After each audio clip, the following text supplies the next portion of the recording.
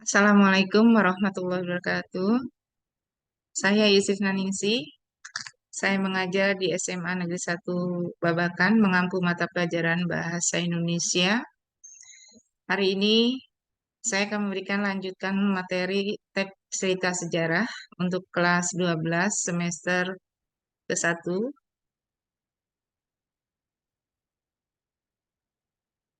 Untuk pembahasan kali ini, saya akan membahas tentang ciri daripada kebahasaan teks cerita sejarah dan juga penyusunan teks cerita sejarah.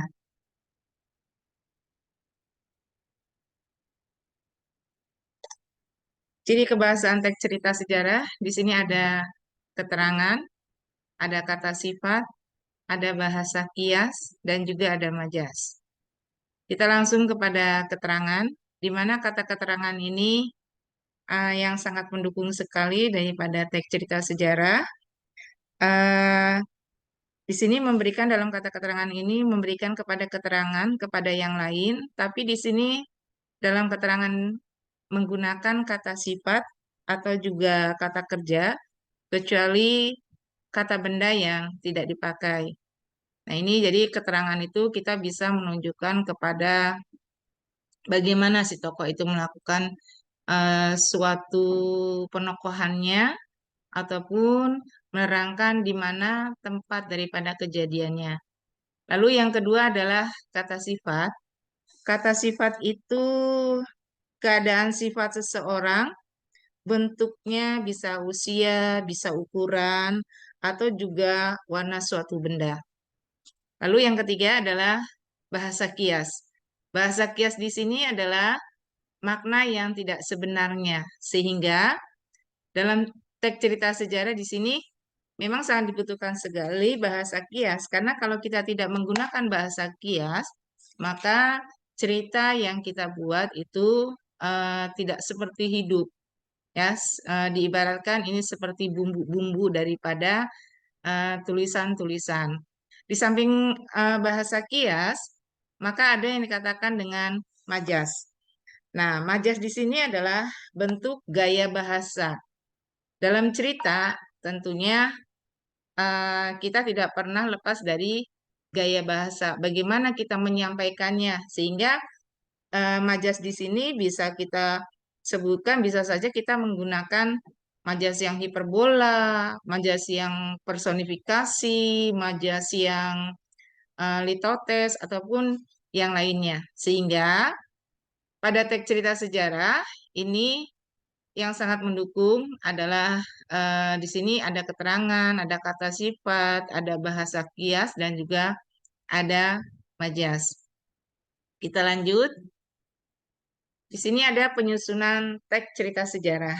Nah, kita tadi sudah membicarakan tentang kebahasaan dalam teks cerita sejarah. Maka di sini bagaimana sih kita menyusun teks cerita sejarah tersebut? Nah, di sini ada menyusun teks cerita sejarah dan menyunting teks cerita sejarah. Antara menyusun dan menyunting di sini, ya, menyusun dan menyunting di sini, kita akan di sini ada perbedaannya ya. Kalau menyusun di sini bahwa kita itu membuat satu cerita, membuat suatu cerita di mana cerita yang kita buat itu apakah berdasarkan yang fakta atau yang non fiksi. Karena yang kemarin sudah saya jelaskan bahwa teks cerita sejarah itu ada yang berbentuknya fakta, ada juga yang non fiksi. Nah, bagaimana dengan yang menyunting? Kalau yang namanya menyunting itu berarti kita melihat dari hasil eh, hasil dari kita menyusun teks cerita sejarah. Kalau sekarang sih bisa saja disebut istilah lainnya adalah mengoreksi atau juga menilai. Nah, kita lanjut kepada, nah, ada menyusun teks cerita sejarah satu persatu tadi di awal sudah dijelaskan. Ini bagaimana sih cara kita menyusun teks cerita sejarah? Di sini ada beberapa beberapa hal yang harus dilakukan. Yang pertama adalah wawancara dan juga ada yang dikatakan menulis kreatif. Nah, di sini wawancara pada saat kita membuat teks cerita sejarah itu sangat penting sekali. Karena kalau kita tidak mengadakan suatu kegiatan dalam artian berwawancara, kita tidak akan pernah tahu apa sih sejarah yang kita lihat ataupun yang sejarah yang kita dengar. Sehingga boleh dikatakan ini sebagai observasi kita ataupun kegiatan yang secara langsung kita kepada apa ya, kepada teks cerita sejarahnya itu sendiri. Nah, setelah kita berwawancara, setelah kita mendapatkan sumber-sumber informasi yang tentunya sangat mendukung dari cerita sejarah tersebut, lalu kita kumpulkan bahan-bahannya, kita kumpulkan fakta-faktanya. Setelah itu kita lanjut kepada menulis kreatif. Nah, menulis kreatif di sini berarti kan hasil dari kita wawancara, kita kembangkan lagi sehingga menjadi bentuk cerita ataupun teks sejarah yang eh, sangat baik. Tadi adapun kebahasaannya di situ mesti harus harus adanya keterangan, kata sifat, lalu bentuknya kias, lalu juga majas. Nah, sehingga cerita yang kita buat itu benar-benar ataupun seolah-olah ceritanya itu hidup. Nah, lalu kita lanjut kepada langkah-langkah menyunting teks cerita sejarah. Tadi ada menyusun, sekarang menyunting teks cerita sejarah. Tadi sudah dikatakan di awal yang namanya menyunting itu adalah menilai hasil kerja. Hasil kerja yang kita lakukan atas apa yang sudah kita tulis, atas apa yang sudah kita informasikan. Nah, sini ada tiga yang langkah-langkahnya. Yang pertama adalah membaca keseluruhan naskah teks cerita sejarah. Lalu yang kedua adalah mencermati kesalahan penggunaan ejaan, kesalahan penulisan, ataupun tanda baca. Yang ketiga adalah memperbaiki kesalahan yang ditemukan dalam naskah teks cerita sejarah yang dibaca. Nah, kita tidak hanya sekedar hanya menyunting. Di sini disebutkan adapun langkah-langkahnya. Ibu jelaskan satu persatu. Kita membaca keseluruhan naskah teks cerita sejarah. Nah, pada saat kita ingin menyunting, kita harus membaca dulu secara keseluruhan apa sih teks cerita sejarah yang dibuatnya. Apakah di sini yang berupa fakta ataupun yang berupa non-fiksi, sehingga kita memang sudah, oh iya, ini cerita keseluruhannya bagaimana, sudah memenuhi tidak kriteria sebagai teks cerita sejarah.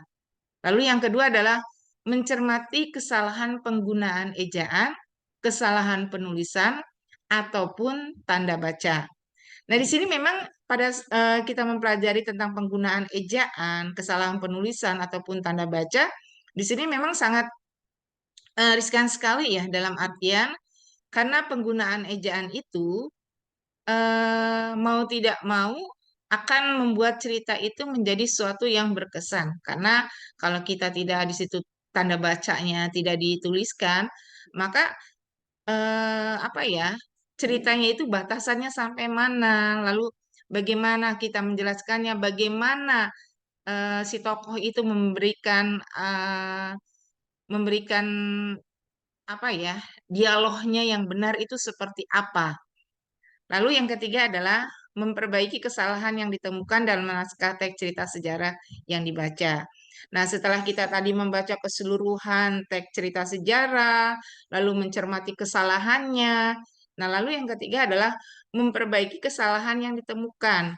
Nah, di sini bukan berarti kita ingin mencari-cari suatu kesalahan, tapi kita harus menyesuaikan, harus bisa memastikan bahwa cerita yang kita buat itu ya sudah masuk ke dalam teks cerita sejarah atau belum.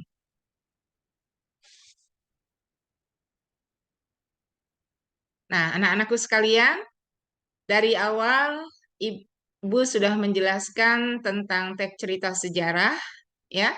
Nah, di sini ada satu latihan di mana kalian memperbaiki ya teks yang kalian lihat bagaimana harus memperbaikinya. Nah, di sini ada di hari Minggu 20 Mei 1908 pada pukul 9 pagi bertempat di salah satu ruang belajar Stovia, Sutomo menjelaskan gagasannya. Dia menyatakan bahwa hari depan bangsa dan tanah air ada di tangan mereka. Maka lahirlah Budi Utomo. Namun para pemuda juga menyadari bahwa tugas mereka sebagai mahasiswa kedokteran masih banyak, di samping harus berorganisasi. Oleh karena itu, mereka berpendapat bahwa kaum tua yang harus memimpin Budi Utomo. Sedangkan para pemuda sendiri akan menjadi motor yang akan menggerakkan organisasi itu. 10 tahun pertama, Budi Utomo mengalami beberapa kali pergantian pemimpin organisasi.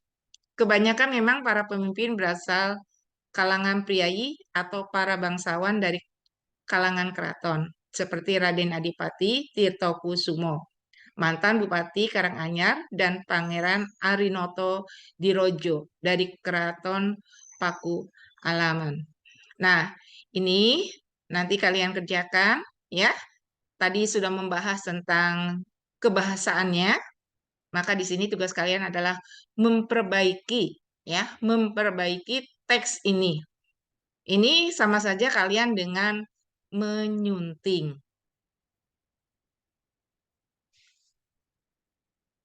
Nah, cukup tentang teks cerita sejarah. Insya Allah nanti kita lanjut lagi pada materi berikutnya. Terima kasih. Assalamualaikum warahmatullahi wabarakatuh.